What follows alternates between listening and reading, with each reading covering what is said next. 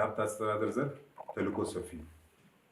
ስለዚህ የፖለቲካና የአደረጃጀት ስራዎቻችን እንዲሳለጡና እንዲጠናከሩ ለማድረግ የሀብት አስተዳደር ዘርፍ ተኪ የሌለው ሚና ይጫወታል። በዚህ ሂደት በ2017 ዓ.ም ላይ ያከናወናቸው ምን አይነት ተግባሮች አሉ ከማለታችን በፊት ፓርቲያችን ብልጽግና ምን ተግባር ፈጸመ ነገር በትንሹ ማለት ይገባናል። እንደሚታወቀው በዚህ ሀገር ላይ ለረጅም ጊዜያት የነበሩ የዲሞክራሲ እጦት ነበር፣ የመልካም አስተዳደር ችግሮች ነበሩ፣ ድህነት ተንሰራፍቶ ነበር፣ ለውጥ በአጠቃላይ አስፈልጎ ነበር ማለት። ስለዚህ ለውጥን ተከትሎ የመጣው ብልጽግና ፓርቲ እነዚህን ችግሮች ለመቅረፍ ሌት ተቀን ሁሉንም አባሎቻችንን በማሳተፍ ግንባር ቀደም በማድረግ ሰፋፊ ስራዎችን ሰርቷል። የተሰሩ ስራዎች የሚታዩ፣ የሚጨበጡ፣ የሚዳሰሱ መሆናቸውን ከእናንተ በላይ ማንም ሊመሰክር አይችልም።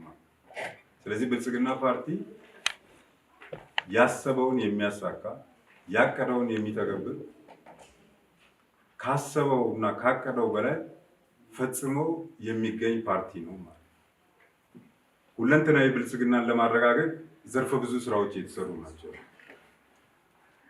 ስለዚህ እነዚህን ዘርፈ ብዙ ስራዎችን ለማከናወን የሚያስችሉ የተለያዩ የልማት ኢኒሼቲቮች በእያንዳንዱ ማህበራዊ መሰረት ውስጥ ተገብቶ የተሰሩ ለውጥ እያመጡ ያሉ ናቸው ማለት። ስለዚህ ይህንን ለመደገፍ ከምንም ነገር በላይ የሀሳብ የተግባርና የአንድነት አስተሳሰብ ያስፈልጋል ማለት። እነዚህን ለማድረግ ደግሞ አንዱና ትልቁ ነገር ለሚሰጡ ለየትኛውም ተልዕኮ በተደራጀ አኳኋን የሚንቀሳቀስ አባል ያስፈልጋል። ፓርቲያችን ግዙፍ በዓለም ላይ ካሉ ትልልቅ ከሚባሉ 20 ፓርቲዎች 8ኛ ደረጃ ላይ የያዘ ነው በአባላት ቁጥር። አሁን በሚባለው ከሌሎቹ 8ኛ ደረጃ ላይ ሲቀመጥ የኛ አባል ብቻ አንዳንድ ሀገራትን የሚያክል ነው ማለት። ከ10 ሚሊዮን በላይ አባል አለ። በእኛ ክልል ደረጃም ከ500,000 በላይ አባል አለ። ስለዚህ ይህ አባል በሁሉም መስክ በተደራጀና በተቀናጀ አኳኋን ሁሉንም ተልዕኮዎች በአንድ ጊዜ መፈጸም የሚችል ፍጥነትና ፈጠራን ያከለ ተግባር እና ተግባቦት ይዞ የሚገኝ ነው። 2017 ላይ እንደምታስታውሱት 2016፣ 2015፣ 2014 ላይ ክልላችን ከተመሰረተ ጊዜ አንስቶ በሀብት አስተዳደር ዘርፍ የነበሩ ውዝፍ ስራዎችን በሙሉ አጠቃለን ቀደም ሲል ካሉን 6 ዞኖች ውስጥ በየጊዜው የሚንጠባጠቡ ስራዎችን በሙሉ በድል በስኬት አጠቃለን 2017 ላይ አንድም ዞን ያለ ውዝፍ የተሸጋገረበት ዘመን ነው ማለት። ስለዚህ 2017 የትጋትና የስኬት እንዲሁም የውጤት ዘመን ነው ቢባል ማጋነን አይደለም። እንደሚታወቀው ባለፈው ከ2016 ወደ 2017 ስንሸጋገር 2 ዞኖች ብቻ ከውዝፍ ነፃ ሲሆኑ ቀሪ 4 ዞኖች ላይ ውዝፍ ነበር። እነዛን ጨምሮ የዓመቱን እቅድ በሙሉ አካቶ 100% በላይ ተሳክቷል። 100% በላይ ሲሳካ በሀብት ዘርፍ የመዋጮ አሰባሰብ ብቻ ሳይሆን ሁሉንም በዘርፉ ውስጥ የተዘረዘሩ ስኬቶች ስራዎች በሙሉ በስኬት የተጠናቀቁበት ዓመት ስለሆነ ለዚህ ስኬት ትልቁ የድሉ ባለቤት እናንተ ስለሆናችሁ እንኳን ደስ ያላችሁ። በሀገር ደረጃ ላይ ሲገመገም በአጠቃላይ በተቀመጡ መስፈርቶች ሀብትን በመሰብሰብ ሀብትን ኦዲት በማድረግ ሂሳብን በአግባቡ በመመዝገብ የግዢ መመሪያን ተከትሎ ግዢዎችን በመፈጸም የሰው ኃይሉን ምርታማ በማድረግ የውስጥና የውጭ የመልካም አስተዳደር ችግሮችን በመፍታት አዋራን በማራገፍ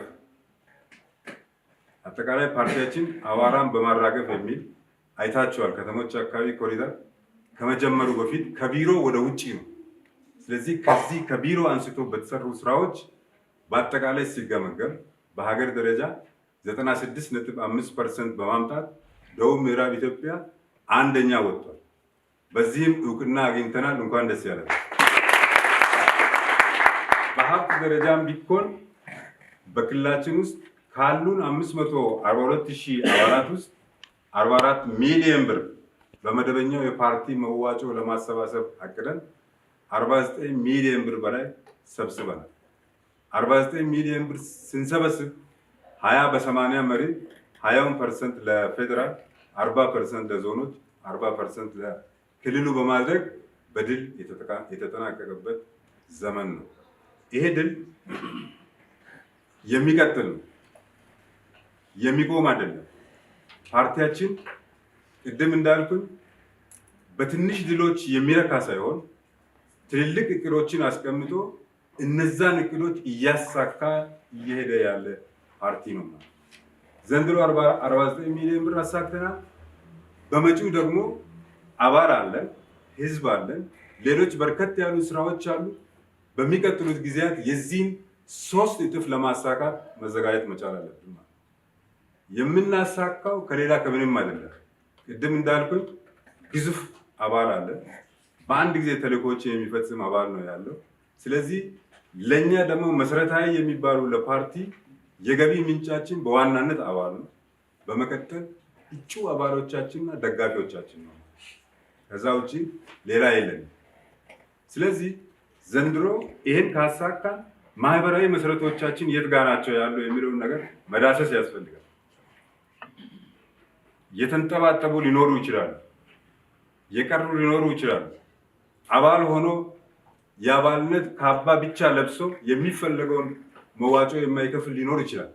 ስለዚህ በሚቀጥለው ጊዜ 3 እና 4 እጥፍ የምናሳካ ከሆነ እነዚህን ሁሉ ዳርሰን ወደ ማይከፉ ማምጣት አለብን።